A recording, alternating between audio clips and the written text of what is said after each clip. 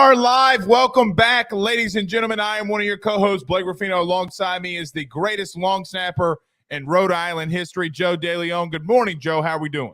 I'm doing great. By the way, I keep thinking this as you've been introducing me with that. That is going to be really outdated in like a season because there's a kid now that's going to go to the NFL. So I'm going to hang on to that as long as I can. Just because he goes to the NFL doesn't mean he's better. I would argue it does. Let me ask you a question. Who's the better quarterback, Tim Tebow or Rex Grossman? Well, Tim Tebow Grossman had a better NFL career doesn't make him the best college player than But that doesn't work for long snappers though, because you have to have a good college career to get an NFL opportunity. Did you suck? No, I was good. I was just okay. Well, then 6'4", like Donato is his name, who's there right now. I coached him up, so I'm proud of the fact that he's going to go to the NFL. Oh, so basically, he would have never sniffed the NFL without you. That's what I'm hearing. Sure, let's go with that. I tell myself that every day. All right. Well, that's good, and a little a little cocky. Anywho, extremely. Anywho, big show in store for you here this morning. Joe, some big news: the Carolina Panthers, which I'm going to be humble, even though there's picture evidence about this, but nevertheless, the Carolina Panthers trade up. We're not going to talk NFL. I think where our debate's going to be, who would you take, CJ Stroud or Bryce Young or Anthony Richardson? It's not happening. I know. It's just not happening. I had to get that in once. And by the way, I don't mean to cut you off with this. I almost texted you yesterday and said, should we start the show off with talking about if Anthony Richardson could be a Carolina Panther? Like dead serious. Let me just say this. If Anthony Richardson is taken number one by the Carolina Panthers, Billy Napier should be fired.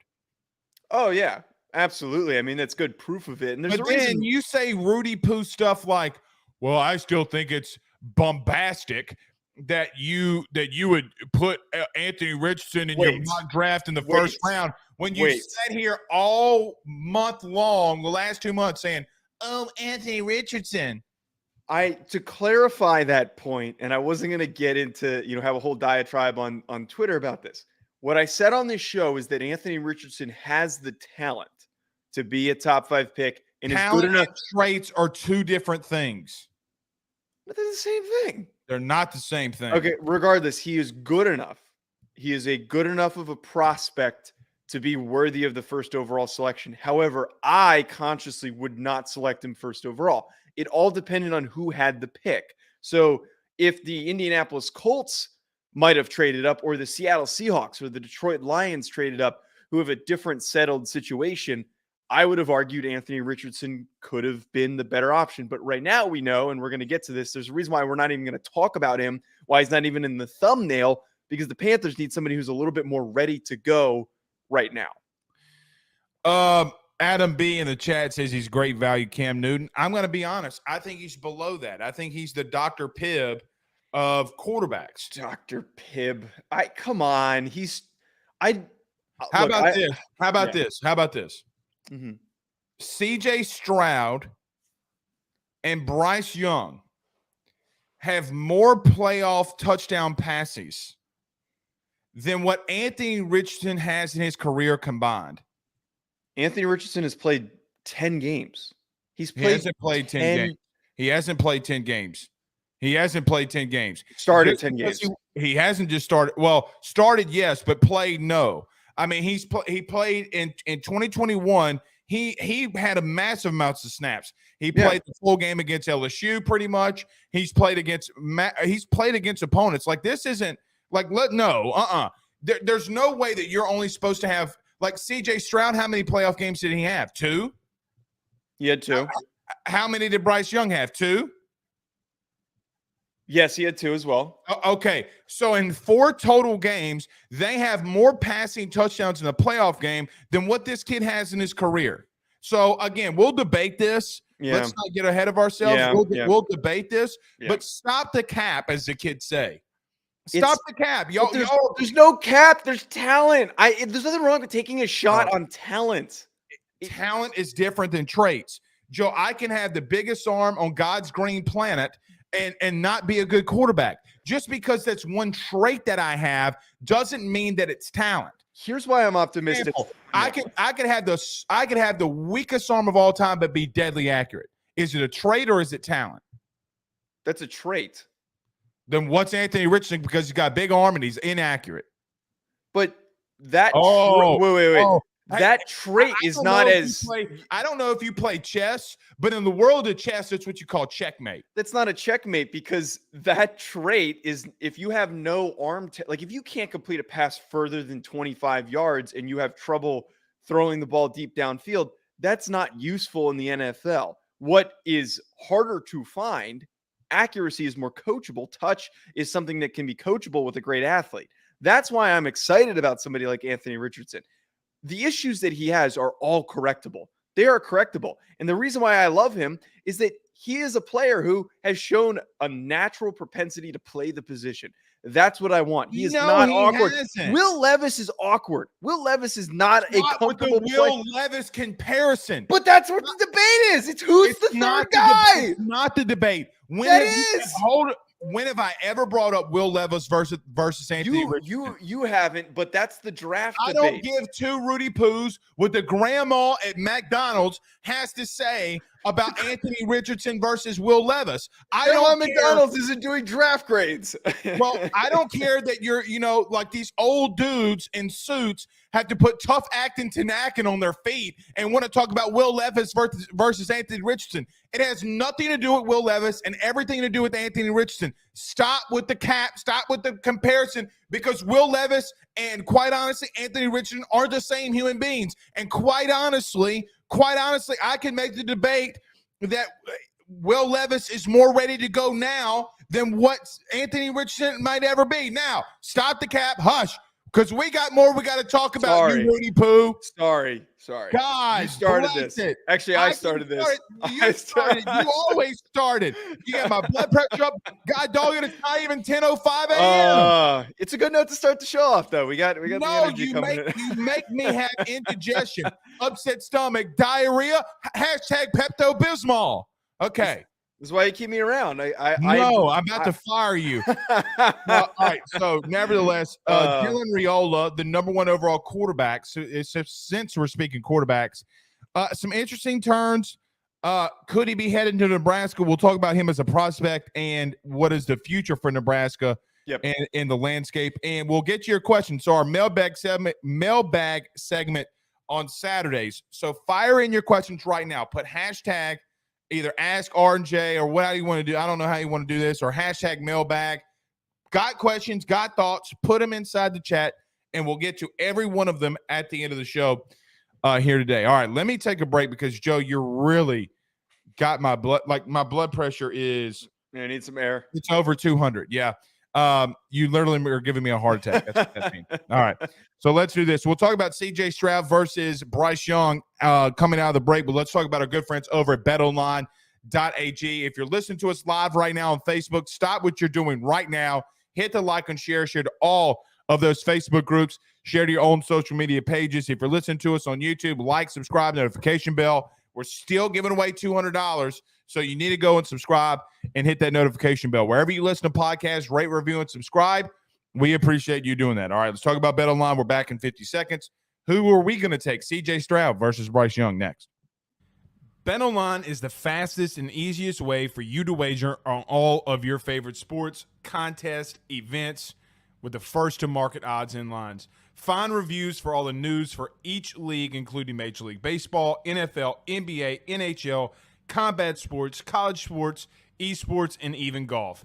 BetOnline continues to be the top online resource for all of your sports information for live in-game betting, props, and futures. Head on over to BetOnline today and use your mobile device to join and make your first sports bet. Use our promo code BELIEVE50, that's BELIEVE50, BLEAV 50, to receive your 50% off welcome bonus on your first deposit. That's betonline.ag, betonline.ag.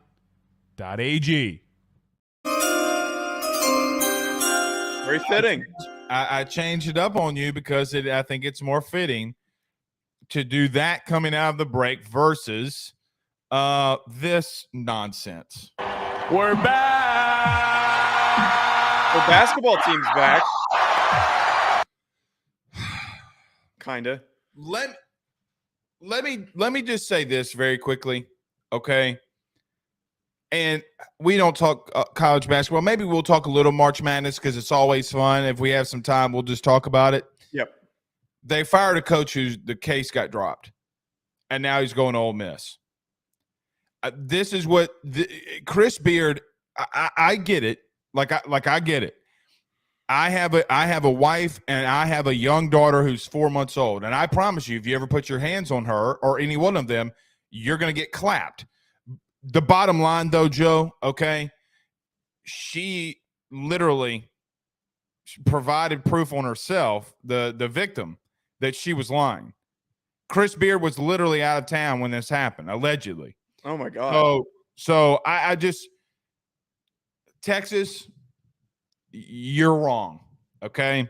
So this is why you say due process. It's like the Jalen Carter thing, right? Like – we talk about the Jalen Carter thing all the live long day, and everybody's like, "Oh, well, he left the scene." So you're trusting the Atlanta Journal-Constitution.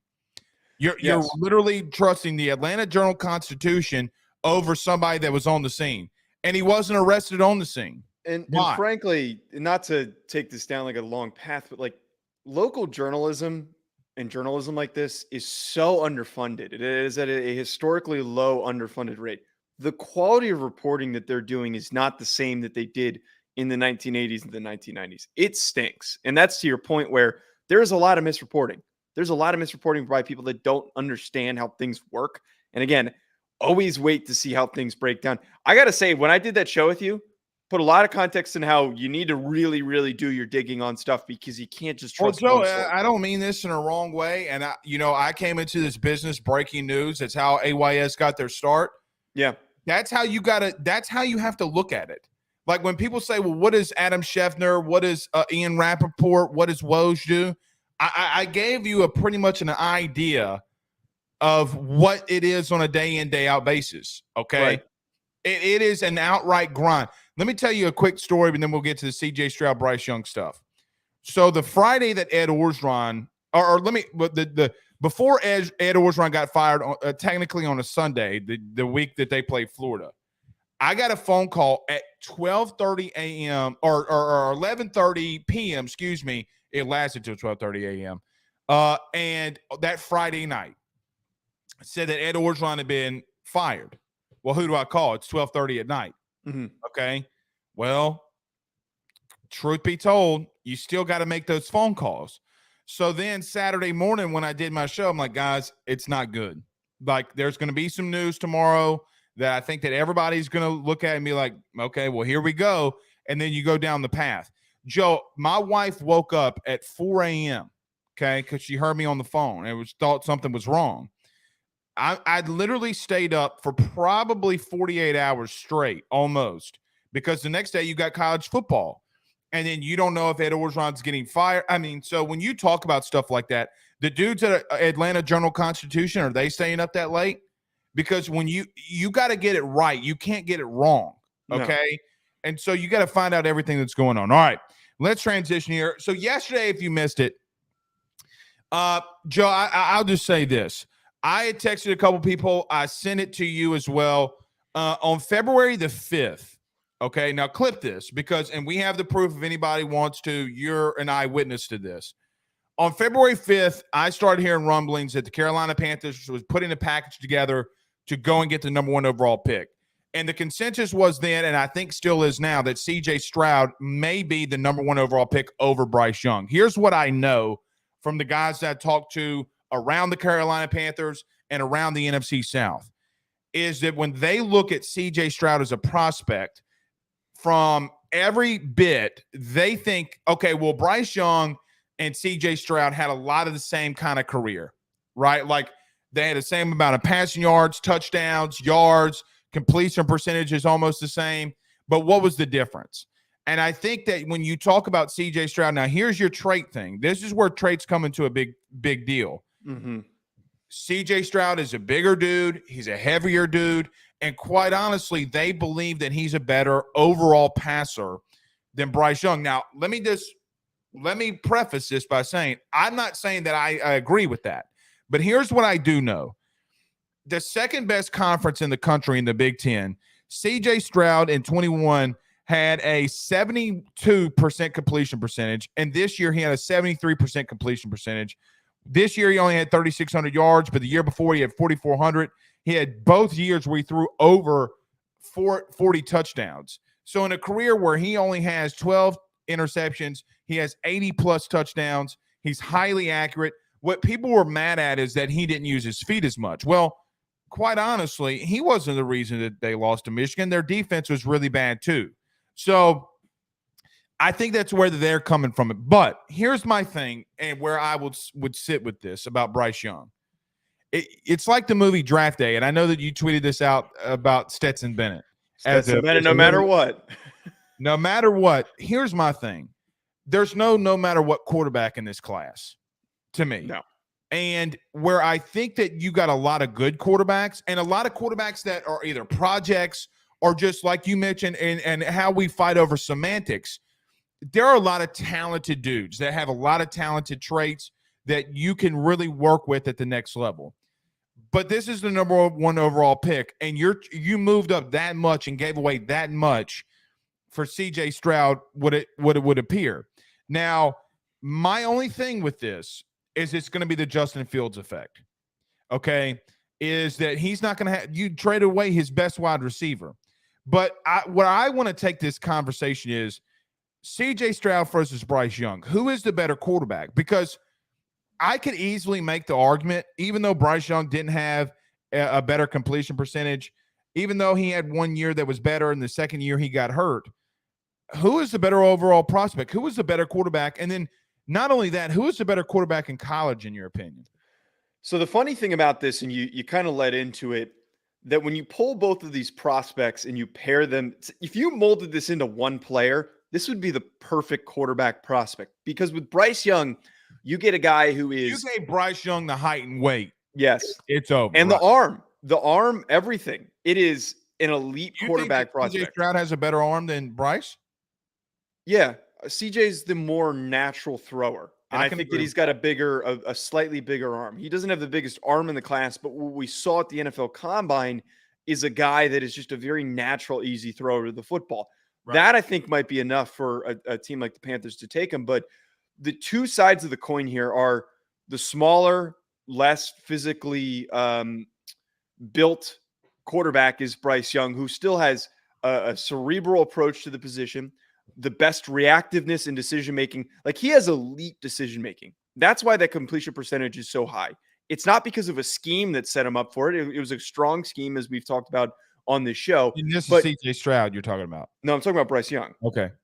Bryce Young has shown an ability on a play-to-play basis to make the right decision, to make it quickly, to be decisive, to always find somebody to make a play and to get the ball out. I know that there were some bad games throughout his career, but I have felt in some of his worst games, and LSU was one of the ones that I watched when I did his evaluation, despite everything that he dealt with in that game. Which one? This past seasons? Yeah, he got hit so much in that game and had so many incompletions, and despite that, maintained the best composure. Now, the problem with Stroud, despite being the more physically gifted player for everything that we've talked about here, the size, the arm, all of that, he doesn't have that same level of demeanor yet. He doesn't have it. Did he show it versus Georgia? I thought he showed more of it. I think that he showed that he has it in him, but he has all those other games before Georgia. That's the thing, is what have you done before that Georgia game? We have enough tape to pull and say he is indecisive. He does get rattled when he's pressured and attacked often by opponents. The Northwestern game is a weird one to pull as a good example because he couldn't complete anything in bad weather conditions and getting hit often. It was 24 to 30 mile an hour winds. But if there's other, like if he goes to play in a environment that has consistently bad weather, and like Carolina's not going to be perfect weather, he needs to be ready to play in bad conditions. You know, like it comes with the territory. Carolina's got some good weather, dog. They have all four seasons. Besides the point, the other thing with CJ Stroud. When's the last time you've seen a Carolina Panthers game and it's raining outside? That's a good point. Now that I think about it, mm-hmm. My main point here with CJ Stroud, I think he's not as decisive. There are oftentimes a lot of issues where I see him holding the football way too long. I see him, it feels like he's a step slow.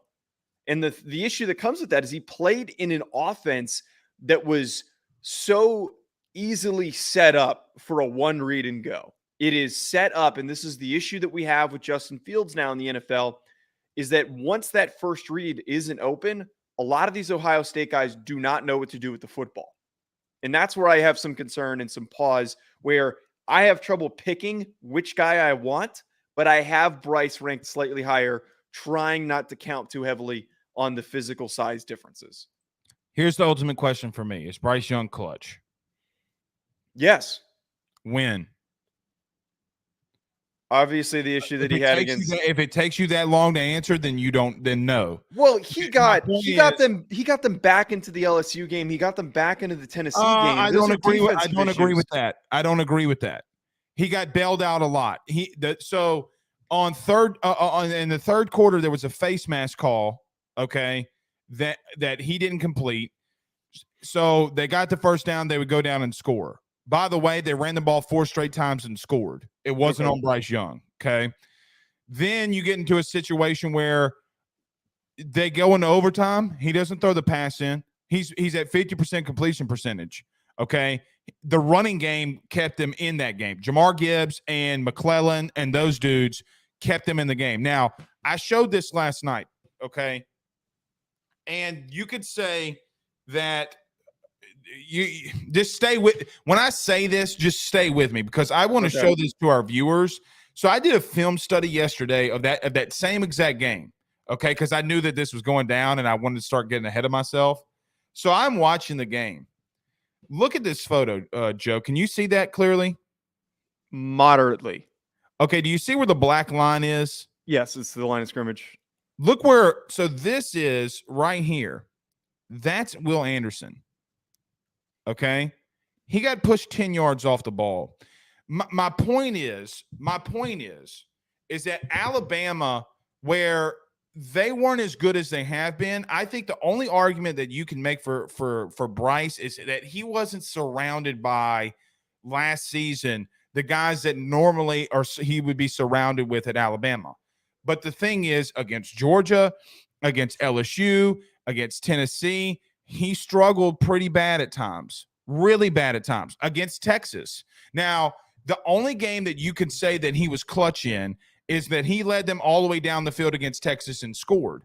Mm-hmm. But that entire game in a big-time environment, Joe, every time he gets in big-time environments, every time his team loses. Name outside of the SEC championship game where they ultimately beat Georgia and then he plays Georgia again and they get beat. The playoff games that he's played, look, against Cincinnati. I mean, I'm going to be honest. Sauce Gardner and them boys were making Bryce look a little bit not like a Heisman Trophy winner. My point would be is I think it's a little bit closer of a competition than what anybody gives it credit for. Now, I say all that. Now I'm going to contradict myself.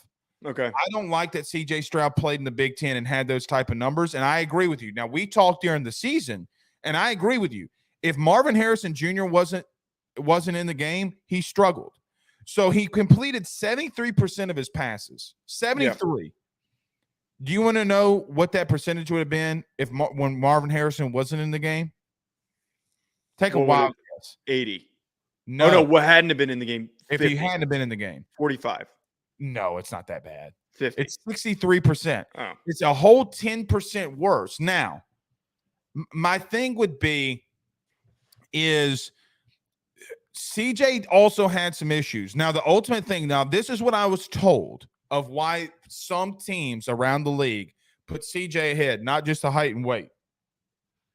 When Marvin Harrison Jr. went out of the game, okay, let me see if I can pull this up. When he went out of the game, he went to Mbuke, 8 catches, 112 yards and touchdowns. He started using his legs. He threw for 350 yards and 2 touchdowns. It wasn't him that blew that game, okay? He did not blow that game versus Georgia. If you score 30-plus points against Georgia, you need to win, okay? So I think that there are some people around the league, due to Bryce's size, they feel as if that CJ and him were comparable because both of them have shown when the big lights come on, their teams don't win. I'm just telling you. Like, yeah, so that's what I agree with is that. So first of all, from watching the all-22 of Bryce in those games that you mentioned, I really don't put the blame on him. I watch. There's a lot of times where the interception against LSU in the first half is strictly on Bryce. The ones that I think he had one against Tennessee that got called back. Actually, if you go back and watch, he had two that against Tennessee that ultimately got called back. Joe, I'm gonna be truthful now. He threw interceptions that he got lucky with. Remember the one against Tennessee where it was either a fumble or an interception, and they called a face mask on the opposite side of the field or hands to the face. Mm-hmm. He's made those mistakes and gotten bailed out. Okay. Yes. He's got a lot of the Texas game is a good example when he should have remember the safety. The safety, and then it happened against Tennessee too, right? Like, remember that against Tennessee. So don't tell me that he's making it's all on him or that it's not his fault because it's not. Go back to the we can go back to the Bill O'Brien discussion. Okay. Joe, they were running the ball at 150 to 170 yards per game on average. My point is that I took this very heavily into account when I was breaking down his film. So the two main games that I watched were LSU versus Tennessee. And dude, there is no separation from these receivers. Those receivers, I agree with that. Stunk. They were, and this isn't hyperbole, they were probably one of the worst receiving corps in the SEC. And I don't think enough people talk about that, how bad, how awful those receivers were. They were not getting open. So like I was watching a ton of plays where I'm like, okay, where is Bryce supposed to go with the football here? The pressure's bearing down on him. And that offensive line was one of the worst offensive lines that Alabama's had in the past decade. But it's not talked about enough. You say that, and I'm with you. Stats are boosted by Bryce getting the ball out and knowing how to get rid of the ball and improvising. Because then you got to argue, what about the running game? They schemed their run game very effectively. I give more credit to Bill O'Brien than I give that offensive line. Inside an outside zone.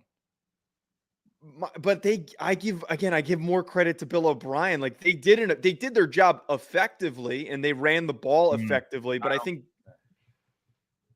just believe I can't agree. I can't agree with that because Joe, when you have a quarterback that is getting that much, like literally that much success on the ground, that's not all scheme. What I think ultimately happened. Now here's my opinion. Okay. That Will Anderson photo I just showed you, both defenses failed those young men. They failed them. Yes. Okay. Now, do you have a different process about about Will Anderson when you have probably a 4th or 5th round offensive guard and tackle taking him to the woodshed against Tennessee and LSU? Like, brother, he got taken to the woodshed. And not only did he get taken to the woodshed, they carved a paddle that you had at school out of cedar and shined it up real nice, turned that son of a gun sideways, and you know what the rest of the story is. I think the defenses failed those two men more than what we can say the offense did. Joe, they threw for 40. He threw for 47 touchdowns. Yeah. I still don't. Not to take us down off of a tangent on Will Anderson. I still don't look at Will Anderson that much differently. I still have him graded as driven 10 yards off the ball. But like you played it on the offensive line, like even the best players get their asses kicked. If I drive the number 3 overall pick 10 yards in the running game, he's ass. I think as an offensive lineman, this dude sucks. You were at Southeast Louisiana though, but like if you're it doesn't matter it doesn't matter what team or what school I play for. If the number Fletcher Cox, go ask Fletcher how that game went for him when he got double teamed the whole time. Okay, he played great. No, he did not. Oh, he did. Okay, well, I mean, he broke me in half, but nevertheless. Well, then you just prove my point is that if you a lot of times just because you're like even if you're the best player in the field, you're not going to win every rep. Even though some of the never get driven 10 yards off the ball in the running game. Never. And never. I agree with that, but he's got all those other snaps under his belt. He can't do that again. I look more at, I think the big thing here, and this is why we disagree on Anthony Richardson, is that I look more at the positives. I'm not bringing up Anthony Richardson again. Is I look a lot more at the, what are the highlights like and how often am I getting them? Yeah, compared to like, what are the lowlights? I don't want to see the highlights, right? Like I want to see you when you crud hits the fan. Okay, see, now that we're about to be on TV, Joe, I was about to say a bad word. So I should get a round of applause for not cursing. But when crap hits the fan, I want to see you in your toughest moments. But that's why I watched the LSU game for Bryce, and that's why I watched for CJ the Michigan game, because I wanted to see both sides of the coin. And how did CJ do versus Michigan this last season? He fit every description that I brought up earlier, where things were not opening up for him. And when they weren't, he made some really nice throws. He made some really nice plays. I think he showed some of those things in Georgia where he extended the pocket. He threw on the run. There was one throw that I made note of where he throws really easily running to the left, which is a very rare thing to get with some of these young quarterbacks. Right. A lot of guys can't do that. It looked like he was rolling out to the right or even in the pocket, how much it unaffected the trajectory of that throw. But what I got the most of is that Michigan dared him and like, hey, look, we're going to lock up coverage. Go ahead, dude. Do what you can. If you're supposed to be this good and, Ryan Day, if your offense is this good. And they blanketed.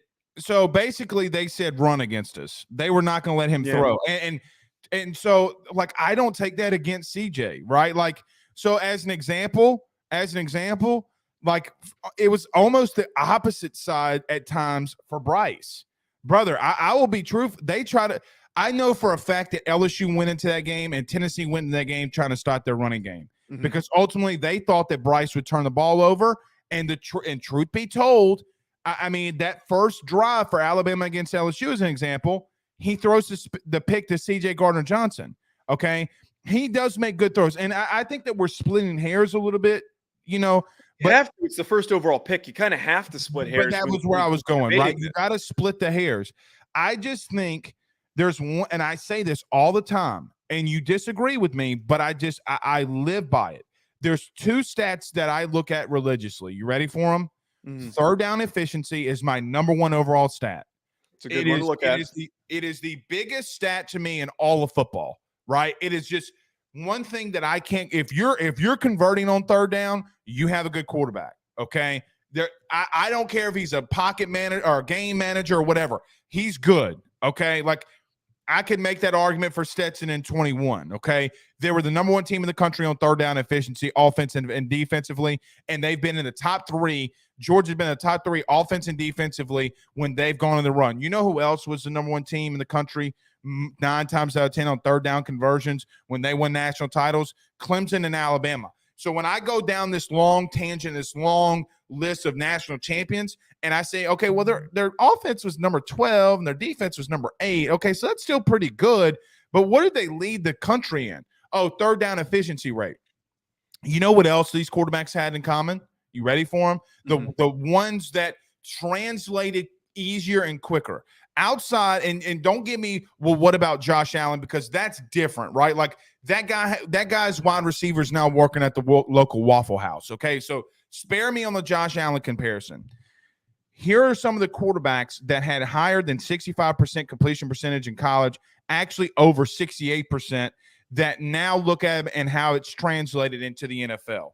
And the ones that had the better college accuracy have been the better quarterback through their history of their career. You ready? Joe Burrow, Baker Mayfield was below the 65%. Okay. When it came to team, and I don't want to have to go into semantics and play through that, but he did get accurate. Jalen Hurts was another. So when you look at just some of the recent quarterbacks, like the most recent quarterbacks, they have a very high completion percentage rate in college that I think translates. Buddy, the simple fact for me that C.J. Stroud had 72 and 73%, when quite honestly, like you mentioned, his wide receivers at times would get locked up like they're Akon. I'm locked up and won't let me out. It's a little too young. You're a little too young for that. Yeah. Okay.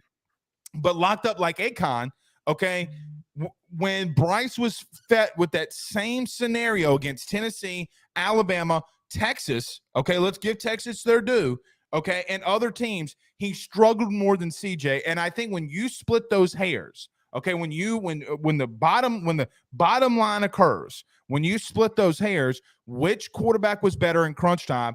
And I will tell you, and I mentioned to start off the segment, and I mentioned in the top of the show, that same text that I sent you about Carolina going and making a package to get the number 1 overall pick.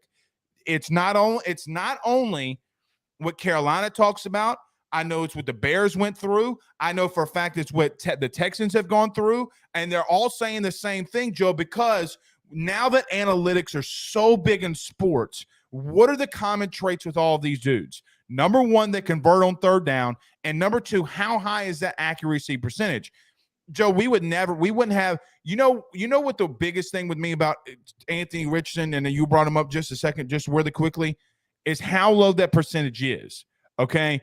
You don't make thousands and thousands of strides and leaps on accuracy more than people think that you do. Okay. When you have quarterbacks that are that accurate at the top level in college, Joe, I will tell you, name another team that's going to have actually 10 guys drafted. Actually, let's call it what it is. It's more like 25 guys drafted on a Georgia defense. I mean, you are playing an NFL roster at that point. Okay. Yeah. I mean, Jalen Carter is going to be one of the best defensive tackles in the league. Okay. I just get to a scenario where, for me, I'm going to take the guy that converts more on third down and is able to extend the drive. But if I had to end up with Bryce Young, okay,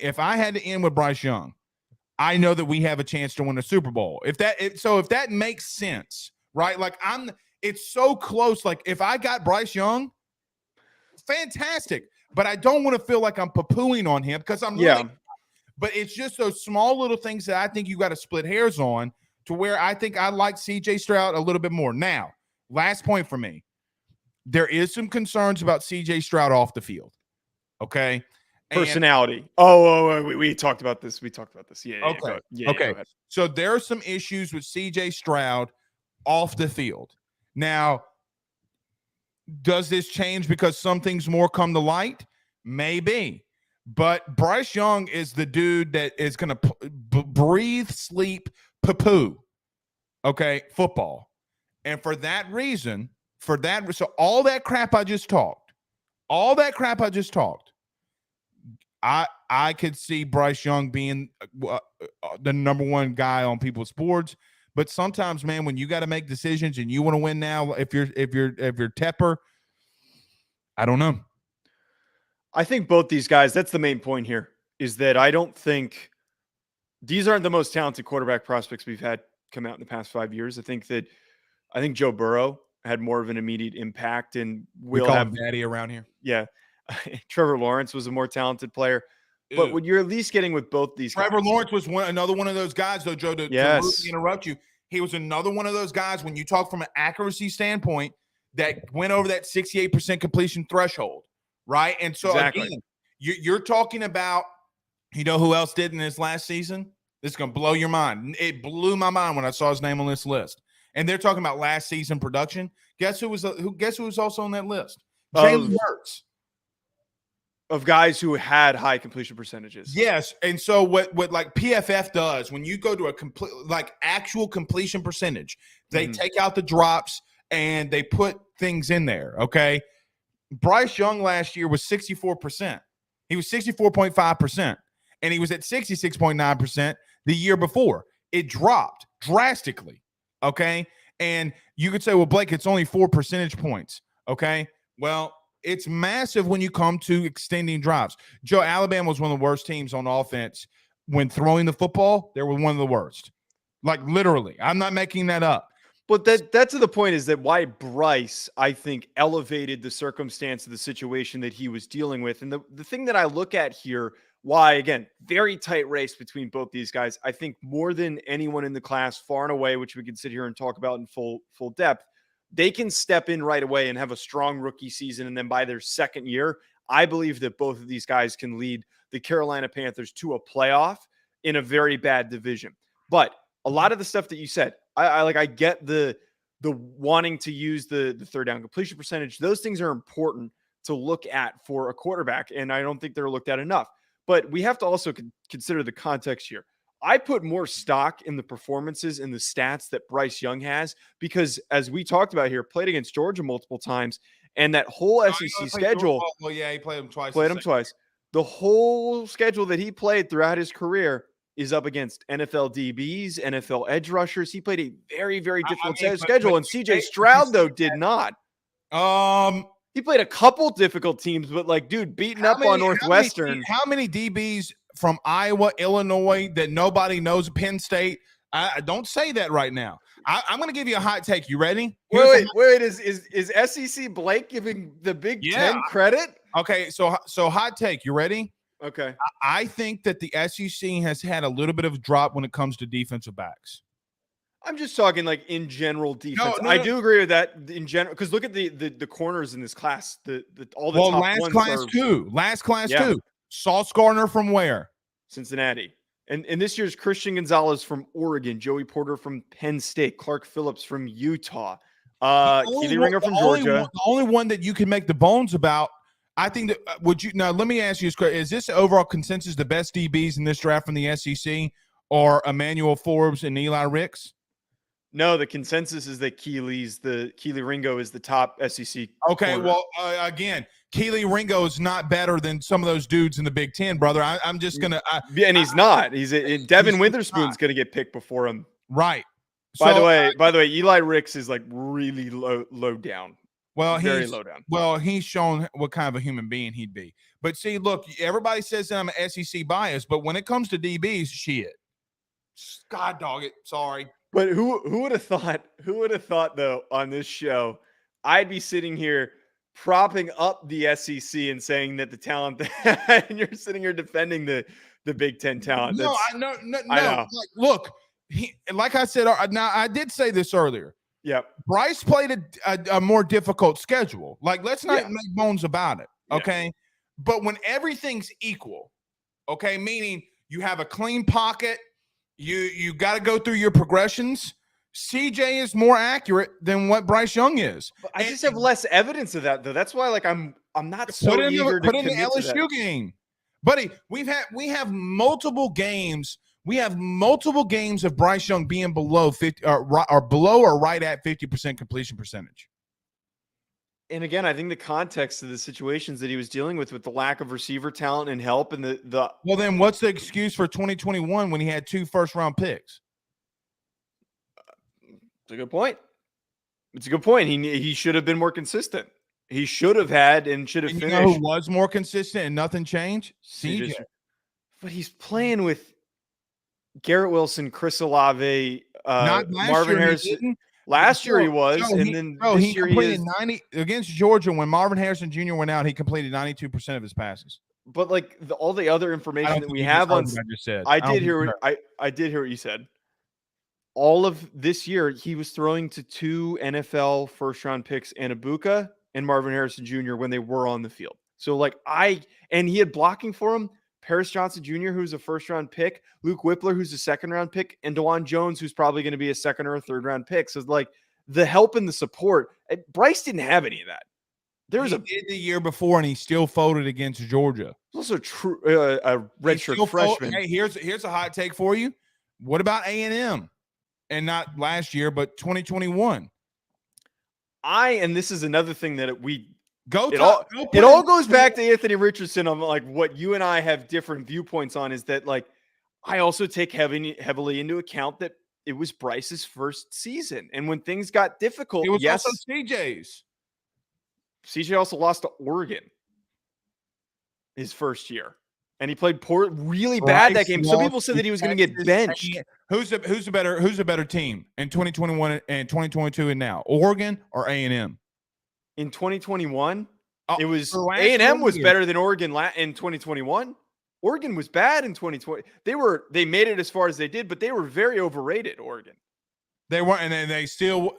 You mean to tell me that Jimbo's going to scheme something up to beat Oregon? No. Come on, You're yo, putting- that you're putting 2021 Bama on the Texas hot A&M seat. team is beating Oregon. Absolutely is beating that Oregon No, team. they're not. Name a player outside of Devin A. Chain. That they had.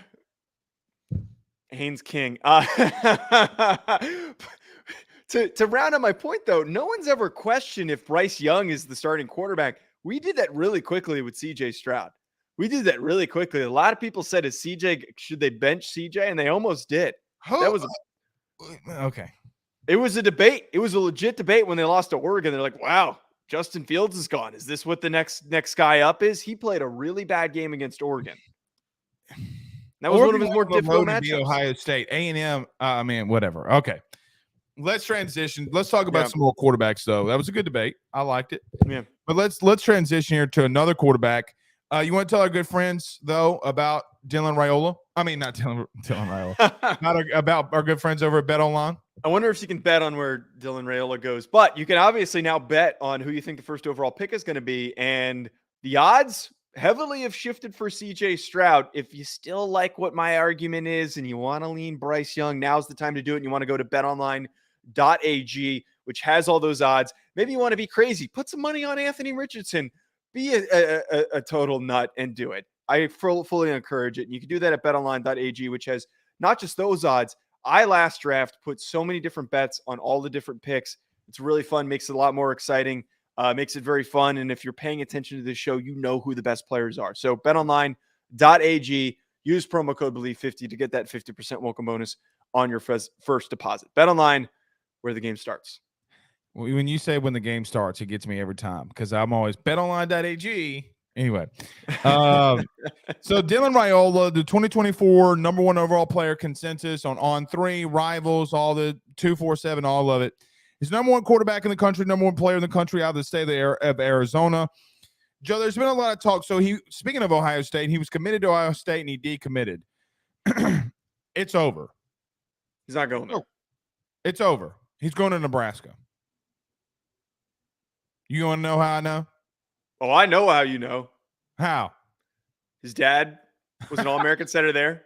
But here's the funny thing. Here's the really funny thing about it. Donovan Raiola is the primary recruiter for him. Right. So that's what I was just going to bring up is that you pull up the 24/7 Sports and it always tells you who was the coach that was recruiting him. And I talked about this with Matt Sims on the first team show when we broke this down is like, you kind of have a leg up when the guy who was throwing you the football around when you were a little kid is the guy who's recruiting you.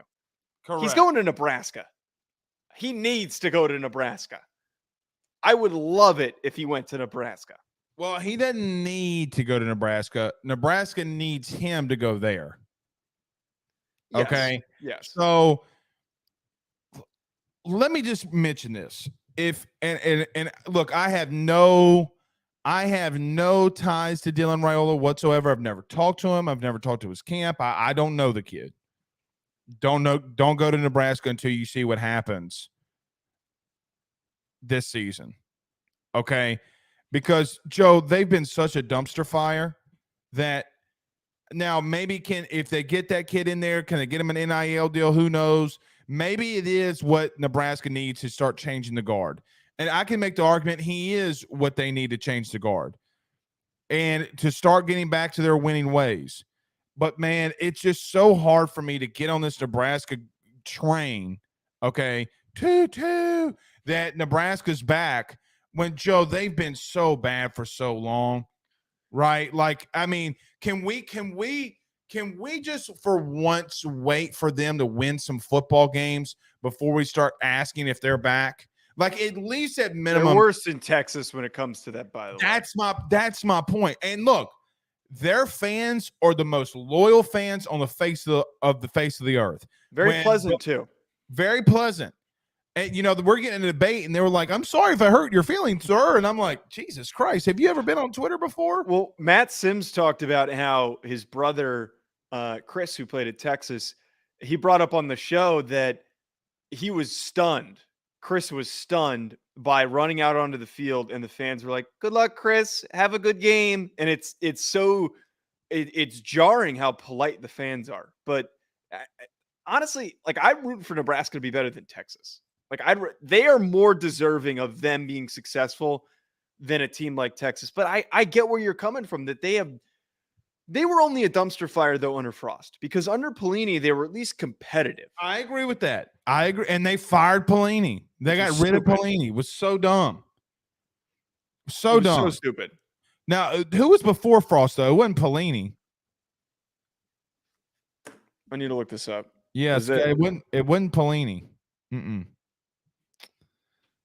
could have sworn that it was Pelini. No, it wasn't Pelini. It was somebody else. Oh, it was Mike Riley for 2 years. Yeah, Mike Riley. He was 12 and 14 in those 2 years. So here's my thing about Nebraska. They have been so bad in their front office of the athletic department that you're gonna, and I'm not a Matt Rule fan. I'm not a big Matt Rule guy, but if they can get the number 1 overall player in the country, okay, Joey's gonna have to go in there and start immediately.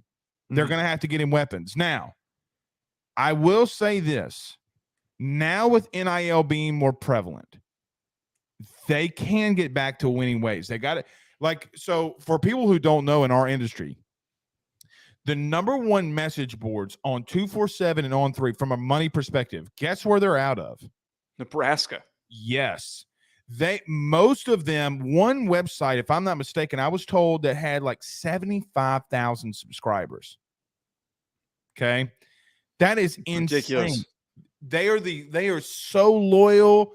They are just top notch. And I hope that they do get back, because it's better when Nebraska's back. Is Dylan Raiola is he the guy that we're going to put our hat on to bring him back? They need so much more than just him. Would it be a step in the great direction? Yes. Is Donovan his brother or cousin?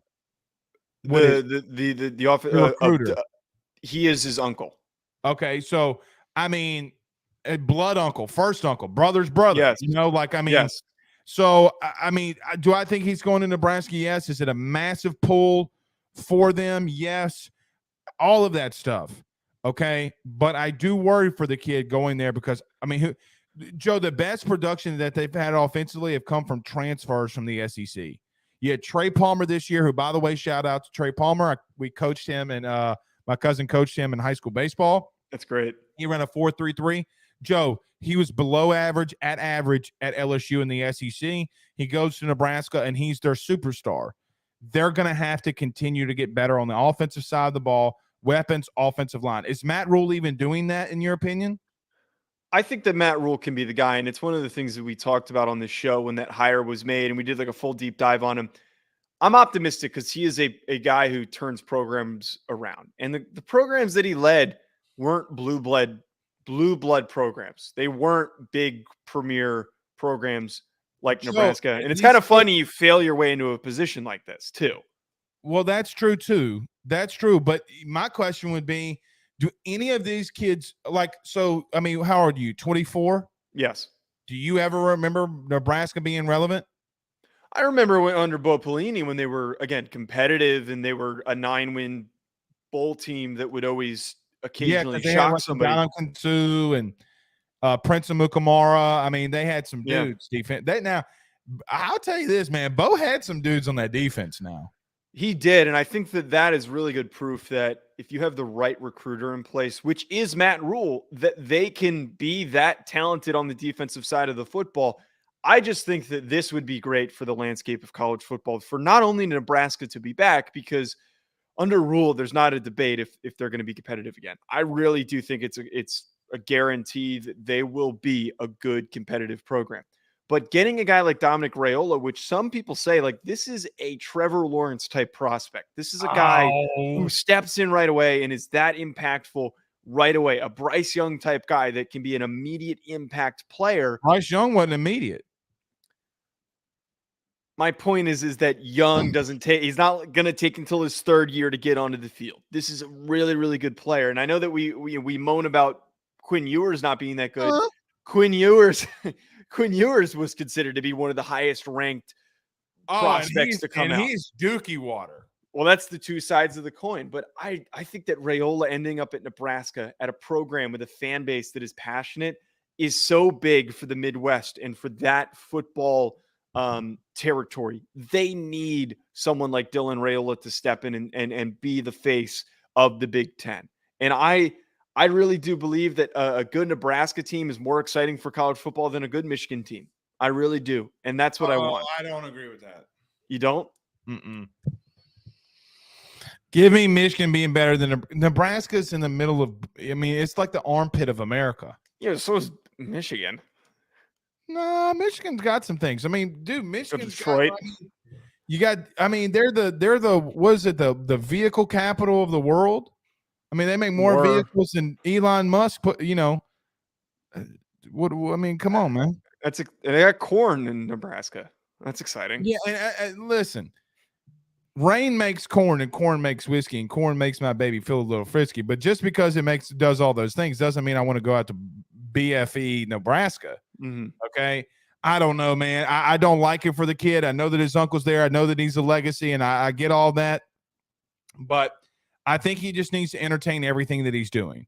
Now, I will tell you, Matt Rule, to his credit, even though it's aggravating to watch him on Twitter, he is recruiting at a much better level than Scott Frost and even Bo Pelini did. So absolutely. I think that they will win some football games, right? Like I think that they can I think that they can win and get to a place where they're an 8, 9, 10 win team, maybe. But taking that next step, does Dylan Raiola take them to that next step? I don't think that he can take them to that next step. That's just my opinion. I just don't think they have the infrastructure at the current moment with the AD's office and NIL and all that kind of stuff to be able to take that next level now. But he's one of those recruits like Arch that a lot, and you already seen it.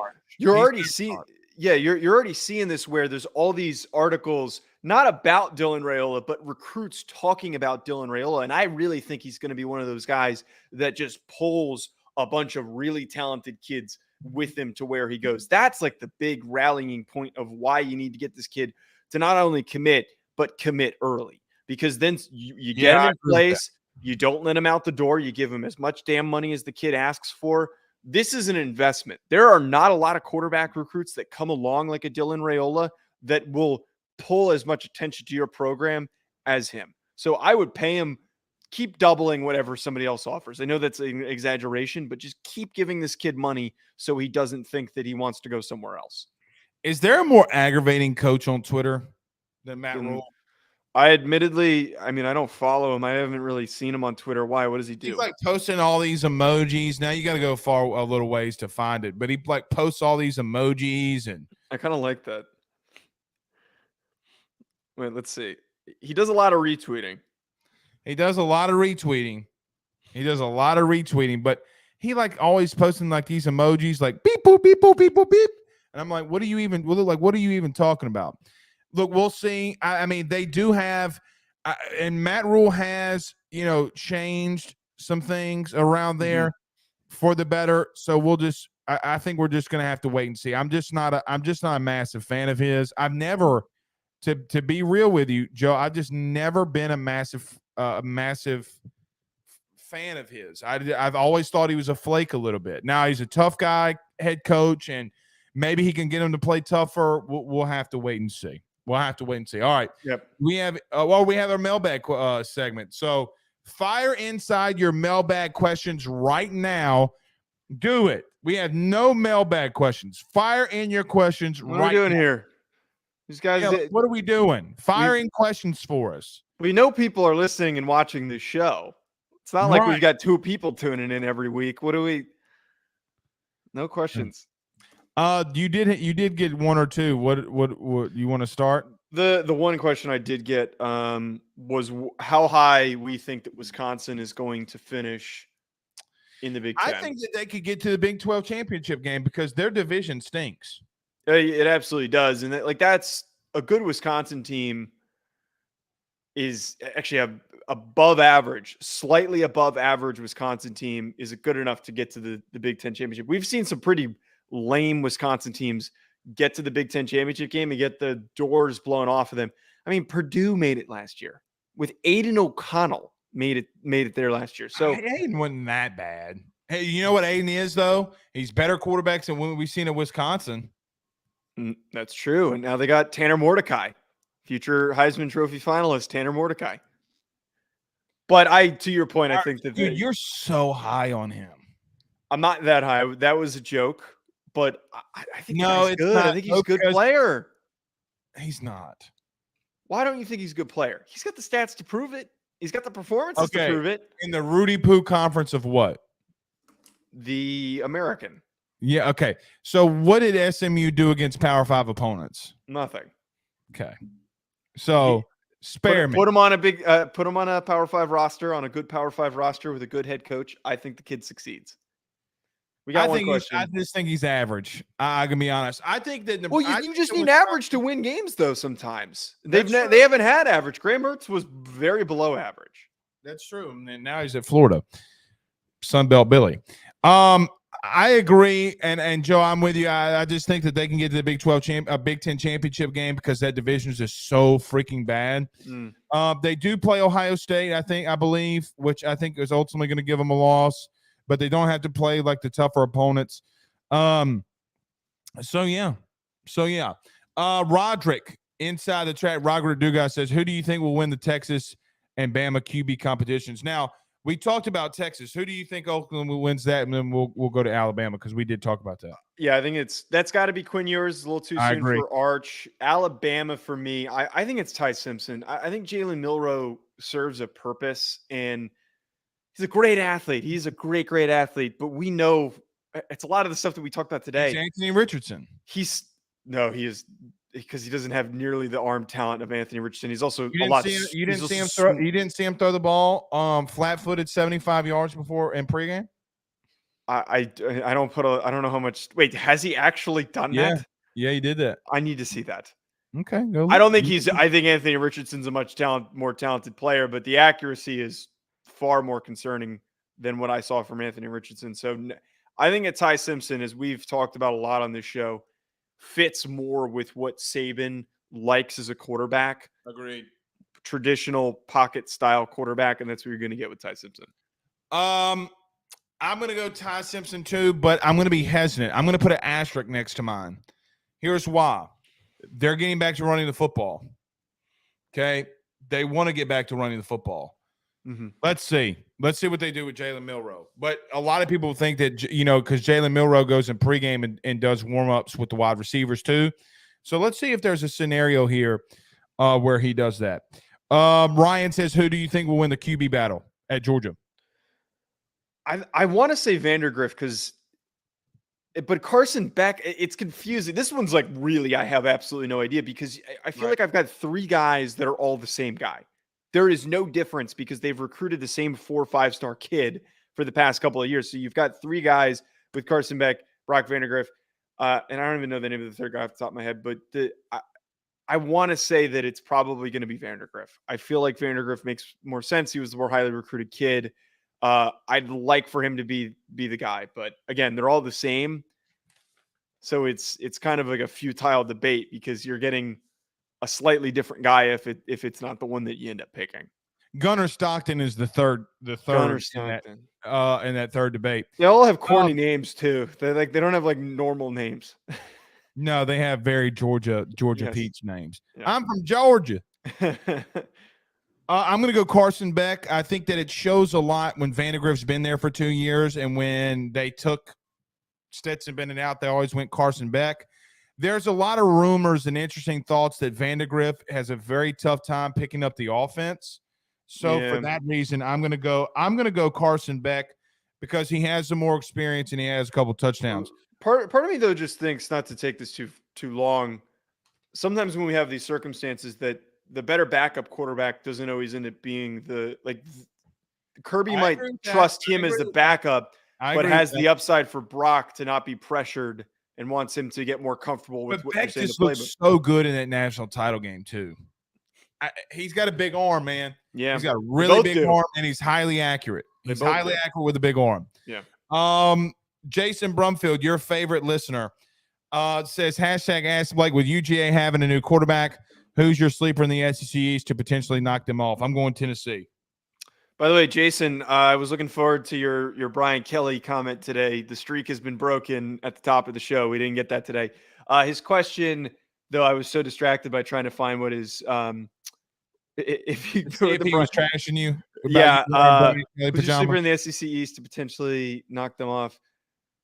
I think there's only one team, Joe. I think the only team that can really knock them off, like take their mantle as the SEC East champs, is Tennessee. I don't think that there's anybody else. I was gonna say Tennessee as well, but I don't know if that's necessarily a sleeper because of how good they were. But I will concede I do think that Tennessee makes the most sense. I don't believe anyone else has recruited effectively enough, developed their roster enough to compete and be a legitimate sleeper.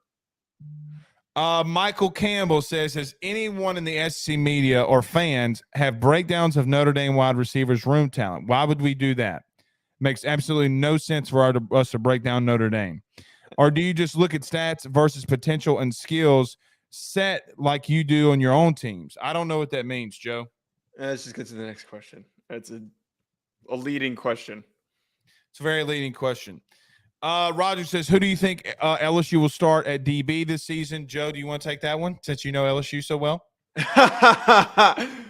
Who do you think is going to? I don't know who their current corner. Interesting. When we went out to practice the other day, the 4-star, former 5-star. So this is so you want to hear something interesting? Yep. Of the last 12 5-stars that LSU has got committed, okay, just committed. Did you know that only 4 of them have remained 5-stars throughout the years? Like of the last 3 or 4 years? Really? Only 4 of them. Jaylen Brown, the wide receiver out of Miami, was a 5-star. He committed to LSU. The next day they dropped him.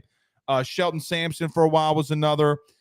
So, I mean, they've done that a couple of times. Deshaun Womack was a guy that they did that, but they brought him back up because you couldn't deny him having 30 sacks in a season.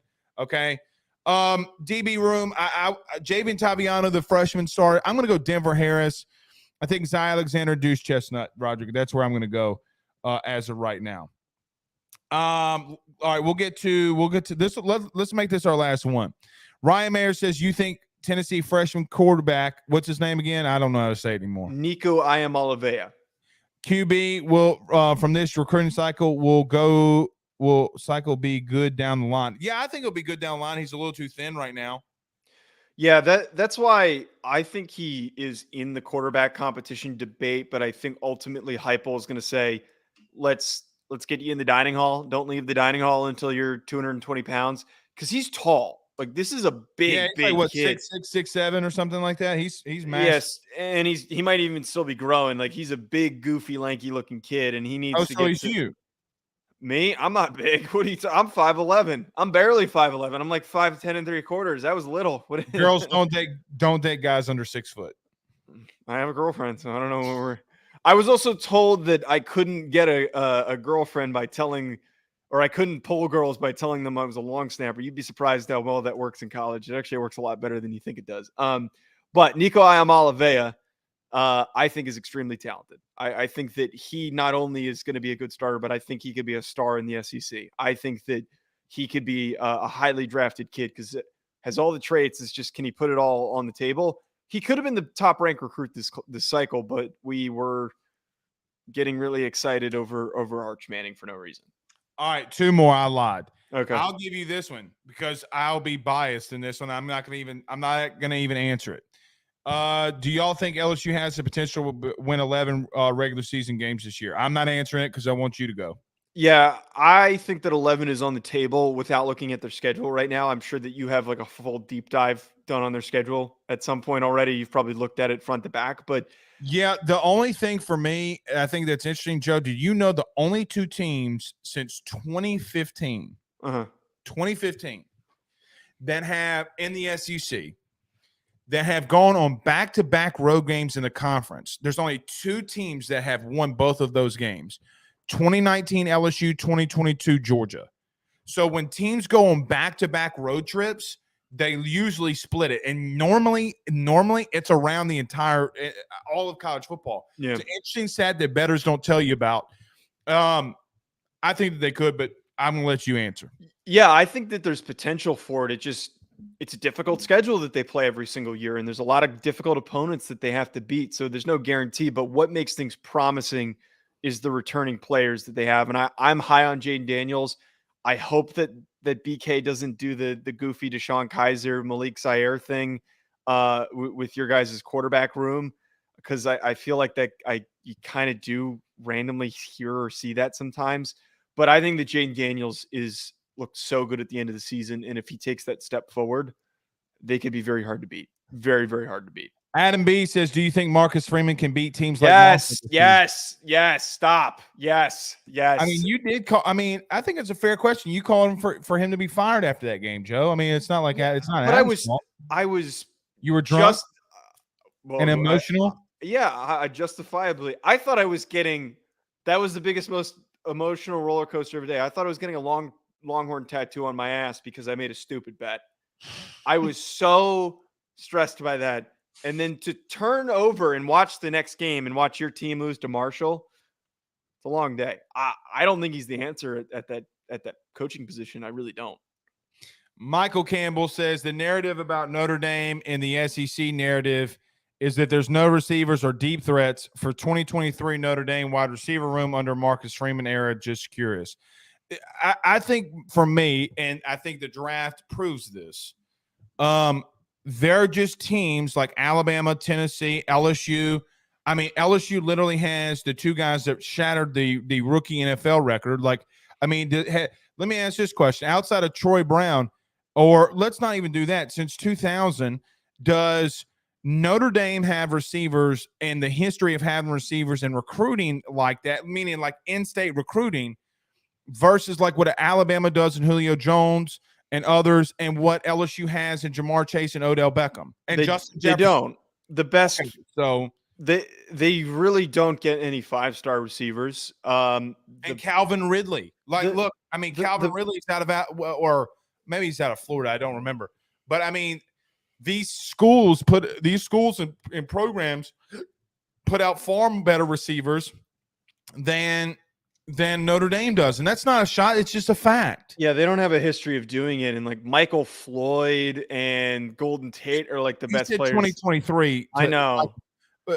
Do y'all have? Let me ask you this question. Does Notre Dame have any elite receivers right now?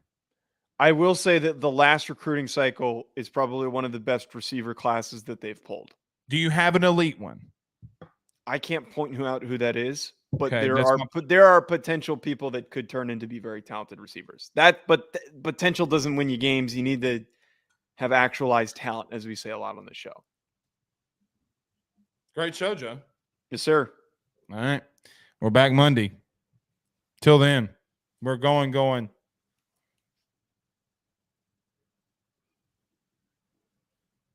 Are you intentionally frozen? When frozen to see what you do. And it took you. You were twitching. You were twitching. I saw there. Was that? Okay. All right. Peace out, Girl Scouts.